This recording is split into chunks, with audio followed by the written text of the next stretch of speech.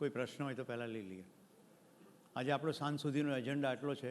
આપણા સંબંધો સમજીએ, સંબંધોની અંદર મૂલ્ય, સમાજની અંદર આ નીતિ ચરિત્રની વાત, અને જે 3 નિયમો કયા હતા, બૌદ્ધિક નિયમ, સામાજિક નિયમ અને પ્રાકૃતિક નિયમ. આ નિયમ 3. અને બીજા કોઈ તમારા પ્રશ્નો હોય તો પછી જો સમય રહે તો જીવન ક્રિયામાં જઈશું. હા, લઈ લો. જો અત્યારે ઈશ્વર, દેવી, દેવતા, અવતાર, એ પ્રશ્નો બધા હમણાં લઈ લો, કારણ કે ઈશ્વરનું ચેપ્ટર ખુલ્યું છે તો એ તમારી અંદર પૂરું થઈ જાય. યસ.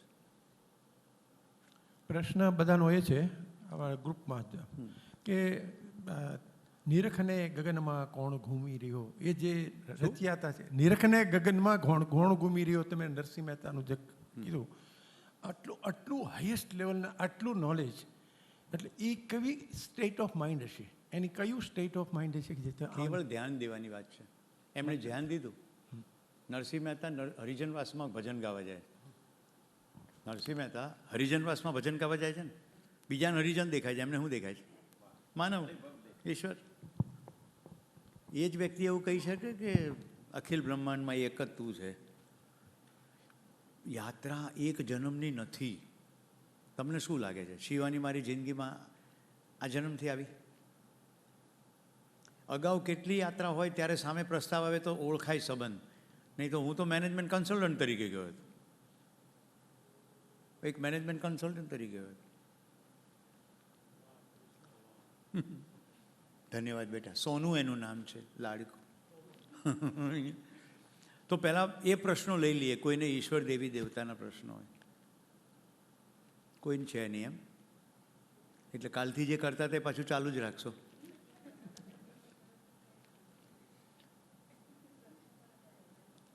તમને નથી તો હું મારા તરફથી ખાલી સ્પષ્ટતા કરી દઉં. જેમ જેમ શરીર મોટું થતું જાય છે ઉંમરમાં, તેમ તેમ ક્રમશઃ એ ગળું થતું જાય છે. અત્યારે તમને જોતા કહું છું, નાનું બાળક હોય તો બાલ્યાવસ્થા, પછી કિશોરાવસ્થા, પછી યુવાવસ્થા, અત્યારે ઘણા બધા યુવા છે તો હવે પ્રૌઢાવસ્થા, અને પછી વૃદ્ધાવસ્થા. શરીરની પણ અવસ્થાઓ છે. તમે લાખ કોશિશ કરો, જે યુવાવસ્થા છે એ પ્રૌઢાવસ્થા થવાની જ છે. ગમે એટલું જીમ કરો, ગમે એટલું કરો, ફિટનેસ રહેશે. જો સરખી જિંદગી ગાળી તો ફિટનેસ રહેશે. મને તો એવું લાગે કે મૃત્યુ કેવું હોવું જોઈએ, પાનખરનું પત્તું ખરી જાય એમ સહજ રીતે શરીર છૂટી જાય, કોઈ પ્રકારની પીડા બીમારી વગર, તો બહુ સારું. પણ એવું થાય એની ઉપર ઘણા બધા ફેક્ટર છે. ગમે એટલું નિરામય જીવન જીવતા હોય પણ હવામાં એટલું પ્રદૂષણ હોય તો તમને રોગ આવીને ઊભો રહે. જેમ પેન્ડેમિક આવ્યું, ચીનમાં કોઈએ ડખા કર્યા, એમાં આખી દુનિયામાં કટપટ થઈ ગઈ. તો માણસો કેટલા તંદુરસ્ત લોકો ગુજરી ગયા. અમારે ગાંધીનગર જીમખાનાના ટેનિસના કોચ ગુજરી ગયા, એટલા ફિટ હતા. તો રોગમાં શું કરો? એટલે ઘણા ફેક્ટર્સ છે, પણ શરીર રહેતું નથી, એ તો ક્લિયર. હવે હું રહું છું કે કેમ, તો આપણું જે સામાન્ય સ્વરૂપ છે બતાવી દઉં છું. પદાર્થ અવસ્થામાં આપણે જોયું કે પરમાણુના સ્તરે અંશો છે અને ઓછા વધતા અંશોને કારણે સંયોજન થયા કરે. આ તો ક્લિયર છે ને? નાગરાજજીના શબ્દોમાં કહું તો સંયમની ક્રિયા દરમિયાન એમને અસ્તિત્વમાં આ બધા ગઠનશીલ પરમાણુ, ગઠન થાય એટલે ગઠનશીલ, ગઠનશીલ એટલે those which can associate with each other. એના લાઇનમાં એ કહે છે એક બીજો પરમાણુ જોયો, ગઠનપૂર્ણ પરમાણુ. એટલે ગઠન એનું પૂરું થઈ ગયું છે. હવે અમે એની પાસે એકેય અંશ વધારે નથી અને એકેય અંશ ઓછો નથી. એનું ગઠન પૂર્ણ થઈ ગયું છે. કેમિસ્ટ્રીની ભાષામાં એ એમણે કહ્યું હતું,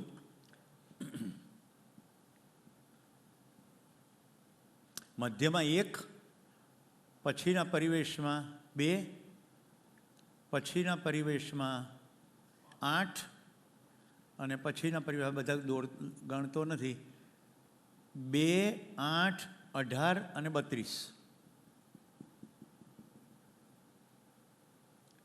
જે લોકો કેમિસ્ટ્રી ભણ્યા હશે એને ફોર્મ્યુલા ખબર હશે, રાઈટ? આંસી સ્ક્વેર, કક્ષા અને કક્ષાનો પછી વર્ગ.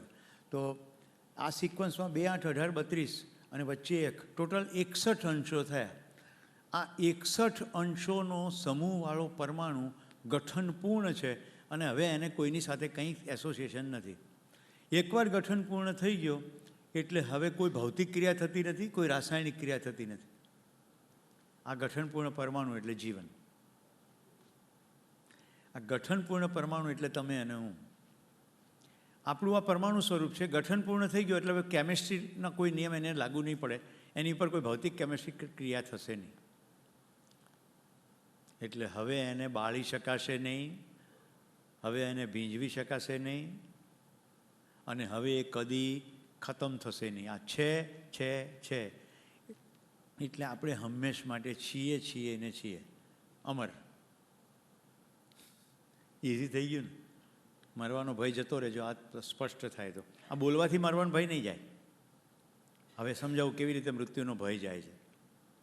હું જે છું એ મારી સતતતાનો મને એક્સપિરિયન્સ થવો જોઈએ. એ કેવી રીતે થાય?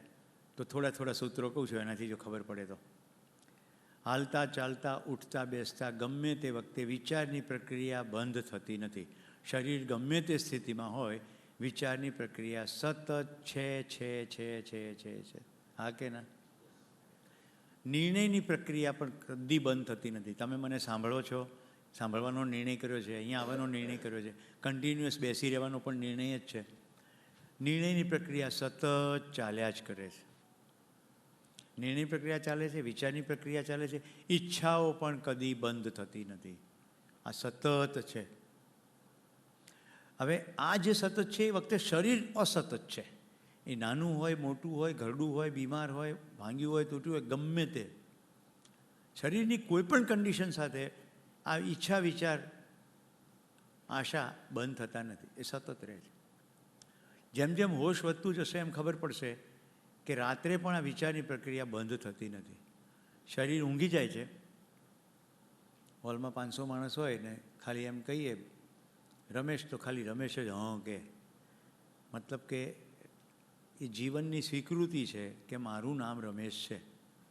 જીવનનું કોઈ નામ નથી, પણ નામ પાડ્યું ને. બાળપણમાં નામ પડે પછી ધીમે ધીમે નામ સાથે એટલી દૃઢીકરણ થતું જાય, એના મનમાં ફિટ થતું જાય કે હું રાજેશ છું. કેટલી હદે ફિટ થઈ જાય ખબર છે? કોઈ રાજેશ વિશે કે રાજેશ તો સાવ નક્કામો માણસ છે, તો રાજેશને બહુ ઝાટકા લાગે કે મને નક્કામો કીધો. એકચ્યુઅલી રાજેશ એક ખાલી નામ છે, અને 100 રૂપિયા ભરો કે નામ બદલી પણ શકાય. રાઈટ? એક એફિડેવિટ કરવાની છે કે હવે મને નામ ગમતું નથી, છાપમાં જાહેરાત આપવાની, નામ બદલાઈ જાય. તો આપણે નામ નથી, આપણે ગઠનપૂર્ણ પરમાણુ છીએ. હવે આપણે કેવી રીતે શરીરને ચલાવીએ છીએ? ગઠનપૂર્ણ પરમાણુના સ્વરૂપમાં રહીને આખા શરીરના પ્રત્યેક કોષમાંથી પસાર થતાં આપણે શરીર ચલાવીએ. અને આપણી મૂવમેન્ટ અત્યંત વિદ્યુતવેગી મૂવમેન્ટ છે. ચિત્ર દોરું.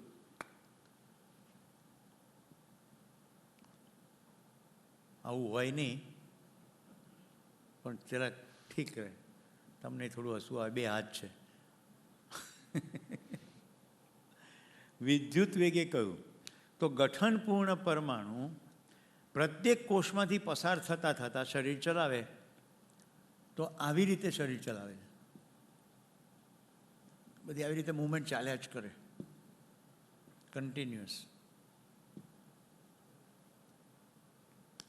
કોઈકને દુઃખ થાય કે પગ ના દોર્યો તો પગ દોરી થઈ.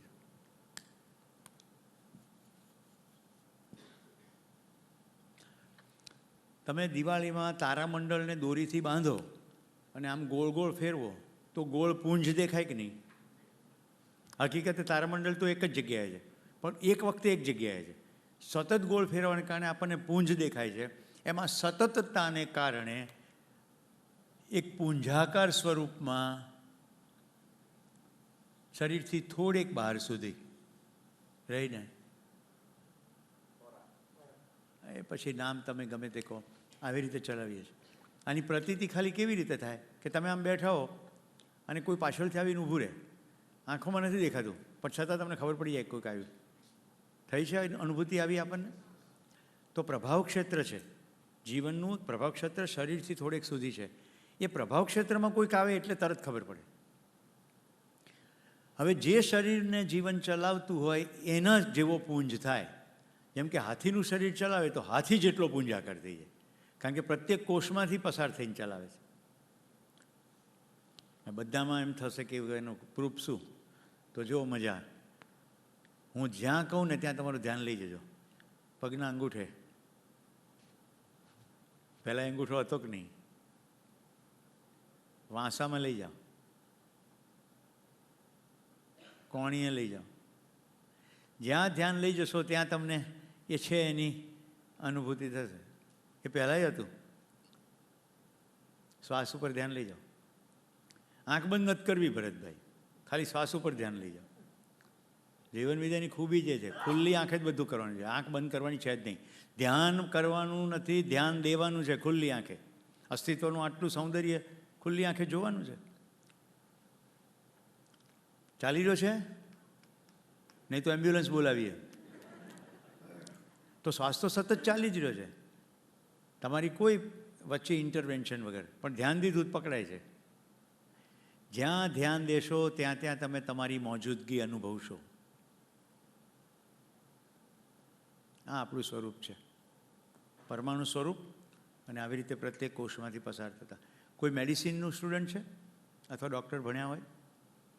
કારણ કે આપ હમણાં કહીશ તરત બત્તી થઈ જાય. કોઈકને પગ કપાઈ ગયો, અહીંયાથી પગ કપાઈ ગયો, પણ વ્યક્તિની સ્વીકૃતિ નથી. હોશમાં આવે છે અને ડૉક્ટરને કહે છે કે મને અંગૂઠામાં બહુ દુખે છે.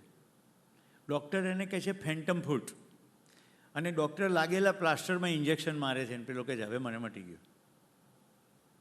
જ્યાં સુધી એની અંદર સ્વીકૃતિ ના આવે, જ્યાં સુધી સ્વીકૃતિ ના આવે કે મારે પગ નથી એવી સ્વીકૃતિ થઈ જાય નહીં, ત્યાં સુધી એને પગમાં દુખાવાની ફરિયાદ કરશે.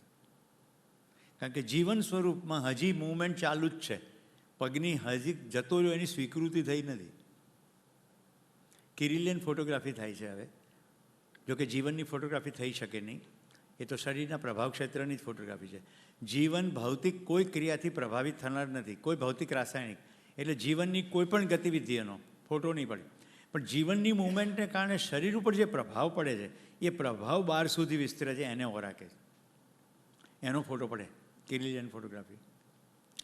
તો એવું કહે છે કે પગ કપાઈ ગયા પછી પણ ફોટો પાડ્યો હોય અને જીવનની અંદર સ્વીકૃતિમાં નથી હજી પગ કપાવવાનું, તો ફોટામાં પગ દેખાશે. સ્વીકૃતિ આવે પછી એટલો ઓરા સંકોચાઈ જાય કે હવે પગ નથી. પરમાણુ સ્વરૂપ. હવે મગજનો રોલ બતાવી દો. બ્રેઇન જે છે એનાથી વધારે પાવરફુલ જીવન છે, પણ આખા શરીરને ચલાવવાનું નિયંત્રણ બ્રેઇન પાસે છે. એટલે જીવન વાયા બ્રેઇન આખા શરીરને કંટ્રોલ કરે, કારણ કે બોસ છે ને. એટલે ખાલી બ્રેઇનને સૂચના આપે એટલે બાકીનું બધું થયા કરે. ચાલો જમણો હાથ ઉપર કરો, બાકુ બ્રેઇને નક્કી કરી નાખ્યું કેટલું રસાયણ છોડવું, કેટલો ગ્લુકોઝનું દહન કરવું, કેટલો મસલ ખેંચવો. તમે કાંઈ કર્યું નહીં, ખાલી ઈચ્છા જ કરી. આમ બ્રેઇનના માધ્યમથી આખું શરીર ચાલે. પણ કમાન્ડ તો બોસ તો જીવન જ છે. હા, જીવનની જ્યાં સુધી સ્વીકૃતિ છે ત્યાં સુધી એ શરીર છોડશે નહીં. આપણી ત્યાં એવી ઘટનાઓ ઘટે છે, કોઈકની રાહ જોવાતી હોય અને મરણાસન્ન વ્યક્તિ હોય અને ઘરના બધા કહે કે છોકરાની રાહ જોવે છે એમ. એ ભલે બોલતો ના હોય પીડિત વ્યક્તિ, પછી આવે પછી શરીર છોડી દે. જીવનની સ્વીકૃતિ ના હોય તો યુવાવસ્થામાં પણ શરીર છોડી દે. આપઘાત. એક ક્ષણે એવું થઈ જાય હવે જીવવાનો કોઈ અર્થ નથી, તો આપઘાત કરી નાખે. મતલબ કે શરીર નથી, શરીરથી અલગ એક બોસ છે. જો હું શરીર હોઉં તો હું કદી પોતાને મારવાની કોશિશ ના કરી શકું, કારણ કે પ્રત્યેક સેલમાં જીનમાં નકશો છે મલ્ટીપ્લાય થવાનો, ખતમ થવાનો નહીં. એક પુસ્તક છે, આ દીકરાઓને કહું છું, કૃષ્ણા જેવી દીકરીઓને, એ પુસ્તકનું નામ છે ધ સેલ્ફિશ જીન. પુસ્તકનું નામ છે ધ સેલ્ફિશ જીન. જીનનો ટકવાનો સ્વભાવ છે, એટલે મલ્ટીપ્લાય જ થવાની કોશિશ કરે. એ પછી કોરોનાનો જીન હોય કે ગમે તે, મલ્ટીપ્લાય જ થાય. આપણી અંદર મલ્ટિપ્લિકેશનની ભૂખ છે. અને પરંપરાઓમાં તો કેવી છે, પુત્ર થાય ને તો નરકમાંથી તારશે. એટલે પટેલ કોમ્યુનિટીમાં તો દીકરો જોઈએ દીકરો જોઈએ એમાં કેટલા બધું નુકસાન કર્યું. પછી પેલો લાડુ કર્યો સુરતમાં, રાઈટ? અત્યારે સુરતના પટેલ કુટુંબો ઓરિસ્સાથી દીકરીઓ લાવે છે, આદિવાસી દીકરીઓ. હા કે ના? ખબર છે ને બધાને? કેટલી બધી દીકરીઓને પેટમાં જ મારી નાખી. દીકરીઓને નિમ્ન ગણે, જરાય બુદ્ધિ ના ચલાવી કે સ્ત્રી નહીં હોય તો સંતતિ કેવી રીતે ચાલે આગળ. કેવી માન્યતા કે દીકરો હોય તો સારું, આવી એક ખોટી માન્યતા. હવે જો શરીર સ્ત્રીનું હોય કે પુરુષનું હોય, જીવન પરવાનું બંનેમાં સેમ. એક પ્રસંગ કીધો હતો ને મેં, જીવન છે પણ સ્વીકૃતિ નથી શરીરની. બેનનો પ્રસંગ મેં કીધો ને, શરીર સ્ત્રીનું છે પણ અંદર સ્વીકૃતિ નથી, સ્વીકૃતિમાં પુરુષ છે. પ્રત્યેક માનવ આવી રીતે શરીર અને જીવનનું સંયુક્ત સ્વરૂપ છે, વાયા બ્રેઇન ચલાવે છે. હવે હું તમને સોનું અને મોનુનો એ વિડીયો બતાડું કે વાયા બ્રેઇન કેવી રીતે ચલાવે છે. એટલે આપણી અહીંયા સોનું બી રાજી થાય થોડી કે અંકલે કીધું તું પણ બતાડ્યો નહીં, તો બતાડો ને.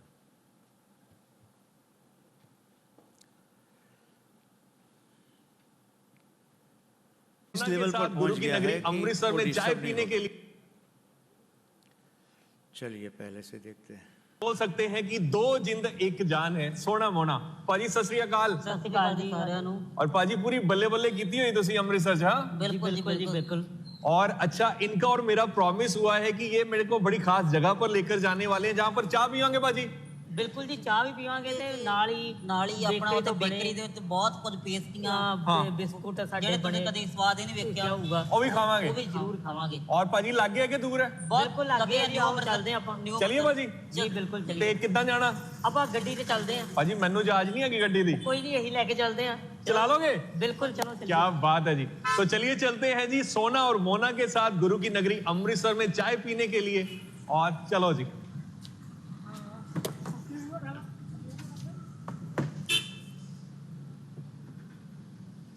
पाजी ड्राइव कौन कर रहा है? सोना पाजी या मोना पाजी? This is coordination. Coordination, yes. क्या बात है जी। और इधर देखिए गियर एक भाई ने डाले हैं तो स्टीयरिंग दूसरे भाई ने। और पाजी रेस कौन दे रहा है? ब्रेक कौन कर रहा है जी? कंट्रोल। रेस और ब्रेक दोनों मेरे पास। रेस और ब्रेक आपके पास है। यस। और इधर से जो है शिफ्ट किया जाता है, गियर किया जाता है। पाजी आप तो वट गड्ढे पे पूरे वट कटे हुए पंजाबी। बड़ी अच्छी ड्राइव कर रहे हो पाजी। हाँ जी, क्या बात है भाई, ये कोऑर्डिनेशन है जैसे भाइयों ने बताया। કોઓર્ડિનેશન સમજીએ હવે. બ્રેઇનના માધ્યમથી આ બે જીવન છે. ઓકે, પગ બે જ છે, ઉપરના ભાગમાં બે હાથ છે. તમને ખ્યાલ આવે છે? બે અલગ દિમાગની મદદથી કાર ચલાવી, એક ગિયર પાડે ને એક બ્રેક પાડે, બે અલગ અલગ છે. કેવી રીતે થાય? તો જીવનનો બીજા જીવન પર પ્રતિબિંબન થઈ જ રહ્યું છે. કેટલાને એવો અનુભવ થયો છે કે તમે કોઈકને યાદ કરતા હો ને એ જ વખતે એનો ફોન આવે? બધાને. અચ્છા, કશું કહેવા માગતા હો ને એક્ઝેક્ટ એ જ વાત બીજી વ્યક્તિ કહી દે. તમે કશું કહેવા માગતા હો એ જ વ્યક્તિ કહી દે. થયો છે અનુભવ? જીવનનું જીવન પર પ્રતિબિંબન છે. આ દૂર રહે કોઓર્ડિનેશન થાય. તો આ તો બેલ અને અહીંયાથી બિલકુલ બાજુમાં જ છે, જોડાયેલા છે. કેટલું અદ્ભુત કોઓર્ડિનેશન કહેવાય. જે બ્રેકનો નિર્ણય લે છે એ ગિયર નથી પાડી રહ્યો, રાઈટ? તો બંને જીવન પરસ્પર કોઓર્ડિનેશનમાં આ પરફેક્ટ કામ કરે. અહીંયા શરીરથી જોડાયેલા છે. ત્યાં 7 સંબંધમાં પહેલો સંબંધ મેં લખ્યો છે પતિ પત્ની સંબંધ. પતિ પત્ની સંબંધ એટલે બે શરીર એક મન. જીવનની અંદર એક કમ્પોનન્ટનું નામ મન છે, એક કમ્પોનન્ટનું નામ વૃત્તિ છે, એકનું નામ ચિત્ત છે, એકનું નામ બુદ્ધિ છે અને એકનું નામ આત્મા છે. જે હું જીવન ક્રિયા કહું છું, આટલા કમ્પોનન્ટ છે આપણી અંદર અને બધા આંગળી મૂકીને બતાવી શકાય એટલા સ્પષ્ટ છે, કોઈ ગૂંચવાડો નહીં. તો બે શરીર હોય અને પતિ પત્ની સંબંધ હોય, જ્યારે બંનેનું મન એક થાય એટલે બંનેની આશા એક થઈ જાય, બંનેના વિચાર એક થઈ જાય, બંનેની ઈચ્છા એક થઈ જાય, ત્યારે જીવનમાં પરમ સંવાદિતા આવે, જે અહીંયા દેખાય જ તમને. આ પતિ પત્ની સંબંધ નથી પણ બે શરીર તો છે ને, બે શરીર અને એક મનનું ઉદાહરણ. મજા આવી સોનું મોનું સાથે? में आपने स्टडी करी हुई है। बिल्कुल जी बिल्कुल। और पाजी कुछ हो जाए जी। शब्दां दी खेड़ सज्जणा तोले बिन बोले नी, ਖੁਸ਼ੀਆਂ ਹੀ ਵੰਡੀਆਂ ਨੇ ਕਦੇ ਦਰਦ ਫਰੋਲੇ ਨੀ ਹਾਸਿਆਂ ਚੋਂ ਲੱਭਦੇ ਆ જિંદગી ਦੇ તમને એમ લાગતું હશે કે પેલા એકને ફસાયેલા જેવું લાગતું હોય. સ્વીકૃતિ છે તો કોઈ ફસાવટ નથી, મોજ છે, સ્વીકૃતિ છે એટલે મજા કરે છે ને. આપણે ત્યાં બિહારમાં આવી બહેનો છે બે જોડાયેલી, એનો અમદાવાદમાં બાપુનગરમાં શો થયો હતો. હું તો શો જોવા ના જઈ શક્યો, પણ એનો છાપામાં ઇન્ટરવ્યૂ વાંચ્યો. એમાં એક બેન જે છે ને એ પેલા મેનેજરના પ્રેમમાં છે, શોના મેનેજરના. અડધા ઉપરથી જે અલગ છે, એક નીચે શરીર છે, એક મેનેજરના પ્રેમમાં છે ને પેલી બીજી કે હવે શું કરવું, હું તો જોડાયેલી છું એટલે મને તો જરાય ગમતો નથી.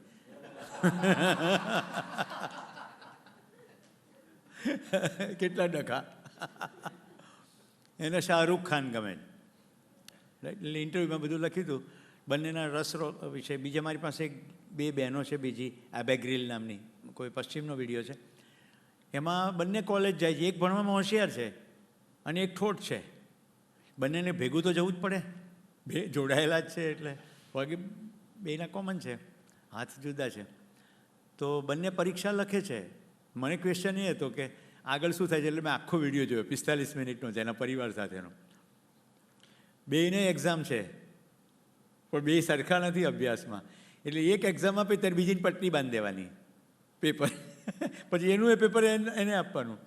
કોર્ટમાં કેસ કરીને એમણે બંને જણાએ પોતપોતાના સેપરેટ પાસપોર્ટ કર્યા છે અને સિટીઝનશીપ લીધી છે અને વોટિંગ રાઇટ છે. કારણ કે બેના અલગ મત છે ને, ઓપિનિયન.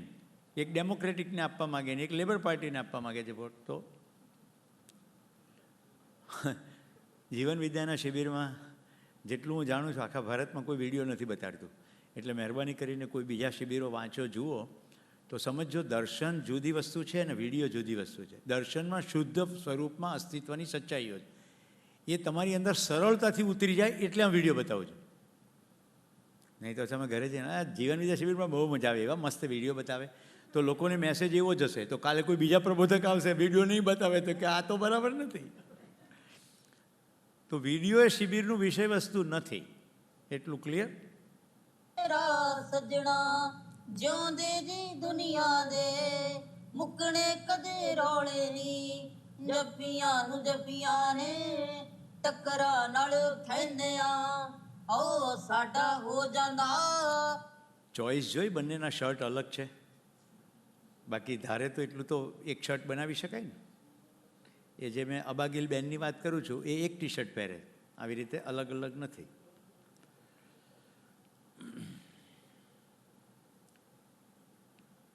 गुरजोत पाजी थैंक यू सो मच, और पाजी थैंक यू सो मच, आपने इतनी अच्छी मेजबानी की.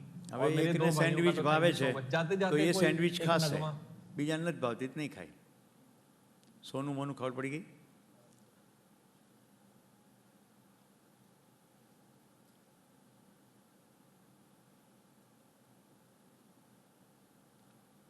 આપણે વાત કરતા હતા આવી રીતે વિદ્યુત વેગી ગતિથી શરીર ચલાવે છે. શરીર ક્રમશઃ ઘરડું થાય છે, શરીર ખતમ થઈ જાય છે અને પછી જીવન રહી જાય છે. હવે આગળ કેવી રીતે યાત્રા થાય છે, કારણ કે સંબંધમાં જતાં પહેલાં આ સમજવું પડશે. આપણે પટેલ કુટુંબમાં તો બહુ કોમન છે બોલવાનું કે લેણા દેણી, પૂર્વ ભવની લેણા દેણી બોલે છે ને, એટલે મને થયું કે એને સ્પર્શવા માટે આ સમજીએ. શરીર જતું રહ્યું, હવે જીવન રહ્યું. હવે એની આગળની યાત્રા કેવી રીતે કરશે, તો આ જેટલું શરીર ચાલ્યું એ દરમિયાન જેટલા નિષ્કર્ષ કાઢ્યા, સાર કાઢ્યો, એક એસેન્સ, એ નિષ્કર્ષને અનુરૂપ નિર્ણય કરશે. તમે અત્યારે રૂમમાં શું કામ છો કહું, તમે જે લોકો 2 દિવસથી છે એટલો નિષ્કર્ષ કાઢ્યો કે હજી જાણવું જોઈએ અને અહીંયાથી જાણી શકાશે. એટલા નિષ્કર્ષને આધારે તમે અહીંયા છો. તમે જમ્યા છો 2 દિવસ, એના આધારે નિષ્કર્ષ કાઢ્યો કે અહીંયા જમવાનું સારું છે અને જમી શકાશે. બધા નિષ્કર્ષપૂર્વક આગળ વધે છે. તો જ્યારે શરીર છૂટવાની પળ આવે છે એ દરમિયાન પણ નિષ્કર્ષ તો ભેગા થયેલા જ છે. અત્યાર સુધી તમે જેટલી જિંદગી જીવ્યા એના આધારે કેટલાક નિષ્કર્ષો છે કે નહીં. આની સાથે સંબંધ રખાય, આની સાથે ના રખાય, પૈસા આવી રીતે કમાવાય, ઇન્વેસ્ટમેન્ટ તો આમાં જ કરાય, હોસ્ટેલમાં તો ના જ રહેવાય, રૂમ રાખીને જ રહેવું જોઈએ, આવું ભણાય, આવું ના ભણાય. આ બધા નિષ્કર્ષો છે. મોટા ભાગના ગુજરાતમાં માતા પિતાઓના એવા નિષ્કર્ષો છે કે અંગ્રેજી માધ્યમમાં જ ભણાવાય. નિષ્કર્ષ. હવે સાચો નિષ્કર્ષ છે કે ખોટો નિષ્કર્ષ છે એ પછીની વાત છે, પણ નિર્ણય નિષ્કર્ષના આધારે જ એવી ખબર પડે છે પહેલાં. તો જેવી આ શરીર યાત્રા પૂરી થાય છે તો હવે જે નિષ્કર્ષ છે એને આધારે નવું શરીર પસંદ કરવાનું થાય છે. એટલે બાળક માતાના શરીરમાં આવતા પહેલાં એવું નિષ્કર્ષને આધારે નક્કી કરે છે કે અહીંયા મારી શરીર યાત્રા હજી આગળ મેં નક્કી કર્યું છે એવી રીતે સારી રીતે ચાલશે. એટલે બાળક માતા પિતા પસંદ કરે છે અને જીવન ગર્ભની અંદર પ્રવેશ કરે છે. ત્યાં સુધી એ ભ્રૂણ છે, ગર્ભમાં પ્રવેશ કર્યા પછી હવે એ માનવ છે. એટલે સુપ્રીમ કોર્ટ ભ્રૂણ હત્યાની છૂટ આપે છે, પણ પેટની અંદર બચ્ચાને મારવાની ના પાડે છે. એને બાળ હત્યા ગણાય છે. એ માને ખબર પડે છે કે હવે આવી ગયું જીવન મૂવમેન્ટને કારણે, રાઈટ. પ્રતિસાદ પણ આપે છે. મેં કહ્યું તેમ 4D ડોપલરમાં ફોટા પણ પડે છે. એટલે હવે સંસ્કારની પ્રક્રિયા શરૂ થઈ. હવે જો લોચો ક્યાં થાય, અકસ્માત ક્યાં થાય, બાળક તો અપેક્ષા રાખીને આવ્યું એટલે અંદર આવી ગયું અને માતા પિતાએ નિર્ણયો બદલી નાખે. એને જે રીતે આગળ જવું છે એ રીતે હવે માતા પિતા જીવી રહ્યા નથી. થઈ જશે સંઘર્ષ શરૂ, હા કે ના? તો માતા પિતાએ બાળકને સમજાવવાનું છે કે બાળકને સમજવાનું છે? આખી પ્રોસેસ રિવર્સ થઈ જશે. આપણા ઘરે આવેલ મહેમાનને સારી આગતા સ્વાગતા કરવા માટે મહેમાનને સમજાવવાના છે કે મહેમાનને સમજવાના? હું તો કીર્તિબેન જો મને એમ કે જો તમારા માટે બટાટાવડા, કાંદાવડા, આદુવડા, આટલા વડા બનાવ્યા છે, જો તમને સમજાવું બટાટાવડામાં કેવું હોય, આમાં આવું હોય, તેવું હોય, રાઈટ, આમાં તો ભરપૂર મરચું નાખ્યું છે, આ તેલમાં બિલકુલ લથબથ છે, આવી રીતે મને સમજાવે તો હું ખાઈશ? એને એમ સમજવું પડે કે તમે શું ખાશો. તો હું કહીશ કે બધું ખાઈશ પણ લાલ કે લીલું મરચું જોઈએ નહીં, મને એ અનુકૂળ આવતું નથી. સિમ્પલ થઈ ગયું? આમાં જરાય અઘરું છે? હવે શું થશે? બાળુછેરની આખી પ્રક્રિયા, બાળુછેરની આખી પ્રક્રિયા સમજવાની પ્રક્રિયા છે, સમજાવવાની પ્રક્રિયા છે જ નહીં. તો શું એ બાળુછેર પૂરતી સીમિત છે? ના. ભરતભાઈ, તમે મારી જિંદગીમાં આવ્યા, હવે મારે તમારી સાથે સંબંધ થયો તો મારે તમને સમજાવવાના છે કે મારે તમને પણ સમજવાના છે? સમજાવવાના છે કે સમજવાના છે? મારે તમને સમજવાના છે અને તમે પણ મને સમજશો. જો પરસ્પર એકબીજાને સમજીએ તો કોઈ ડખો થાય ખરો? જોયું? સુખનું સરનામું મેં કીધું હતું ને, ઠેઠ દરવાજે ટકોરા મારવા સુધી પહોંચાડી દઈશ. આપણો આખો પ્રયત્ન કહી દેવાનો, સંભળાવી દેવાનો, સુધારી દેવાનો, સમજાવી દેવાનો, હરખું કરવાનો, ટાઈટ કરવાનો, ચાવી ટાઈટ કરવાનો, બતાડી દઉં, લાગમાં આવવા દે. તેથી તું કહેતો હતો, હું તો કહેતી હતી ને, આ ઘરના ડાયલોગ જ કહું, હું તો કહેતી હતી, મેં તો પહેલાં જ કીધું હતું, કુણાલભાઈ જીવન વિદ્યા શિબિરમાં જવાય નહીં, બાટલામાં પૂરી દે. હું કહેતો હતો, કહેતી હતી. આ બધું જે કંઈ છે એ બધો સમજાવવાનો પ્રયત્ન છે. અને સંસારની તમામ વિસંવાદિતા, તમામ ડખા અહીંયા જ છે. પેલા જેલેન્સ્કી પેલાને સમજાવવાની કોશિશ કરે છે, ટ્રમ્પ એને સમજાવવાની કોશિશ, બેમાંથી એ કંઈ સાંભળતા એની બદલે ટ્રમ્પ આમ કે ચાલ ભાઈ બોલ, હું બધું તાર જે કહેવું બધું કહે, હું ખુલ્લા મનથી તને સાંભળીશ, આપણે ભેગા થઈને આનો ઉકેલ કરવો છે. તો બે પરસ્પર સાંભળે, બધા પોતપોતાના ઘરે જતા રહો. આપણા ઘરોમાં સંવાદ થાય છે ખરો? સંવાદ થાય છે? સંવાદ થતો નથી. આપણા ઘરમાં લગભગ શાસન થાય છે, હુકમ, આમ કરવાનું છે. પ્રશ્ન છે? આપો માઈક.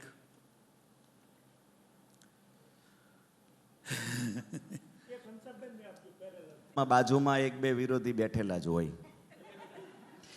સંવાદની વાત તમે કરી તો અમે બાળકોને નાનપણથી 15 વર્ષ સુધી BAPSમાં લઈ જતા, તો ત્યાં આગળ અમને ઘરે ગોષ્ઠી કરવાનું અને ઘરે બધું કહેતા હતા. તો એને અમે એવું વિચાર્યું કે એ લોકો ઇંગ્લિશ મીડિયમમાં ભણે છે તો ગુજરાતી બરાબર શીખી જાય.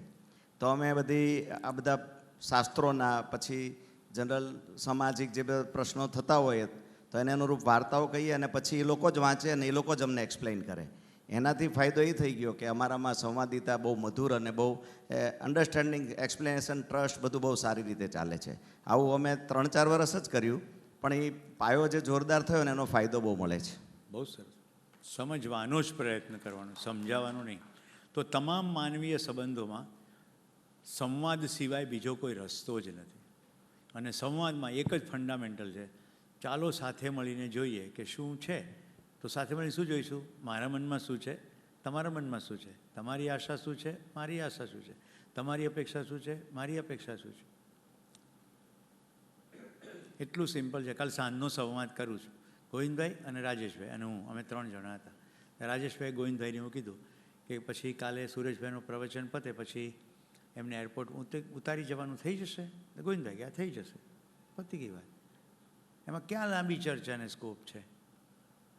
તો અપેક્ષા શું છે એટલું ક્લિયર કરવા. એની જગ્યાએ એમ ચાલુ કે પછી કાલે હું આમ, પછી તમે તેમ, બધું કેટલું ગોળ ગોળ ગોળ ગોળ કરતા હોઈએ.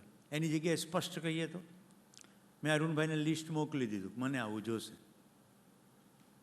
હવે મેં એવું લખ્યું હોય નહીં કે મને કોર્ડલેસ કોલર માઇક જોશે, તો એ એમની રીતે પેલું માઇક આપે, એટલે આખો સમય મારે આવી રીતે બોલવાનું થાય. એટલે મારું નોર્મલ એક્સપ્રેશન છે એ કૃત્રિમ થઈ જાય. એક તો જમણી બાજુ કે ડાબો હાથ ઘડીએ ઘડીએ બદલા કરવો પડે. અત્યારે ફ્રીડમ છે, જતી રહે. આવી ખુરશી શું કામ જોઈએ? આ લેવલની ખુરશી મૂકે એટલે હું તમારા લેવલે બેસી જાઉં એટલે તમને કોઈને મારો ચહેરો ના દેખાય. એલિવેટેડ ખુરશી જોઈએ. એમણે એક સ્ટેપ ઓર આગળ ચાલ્યા.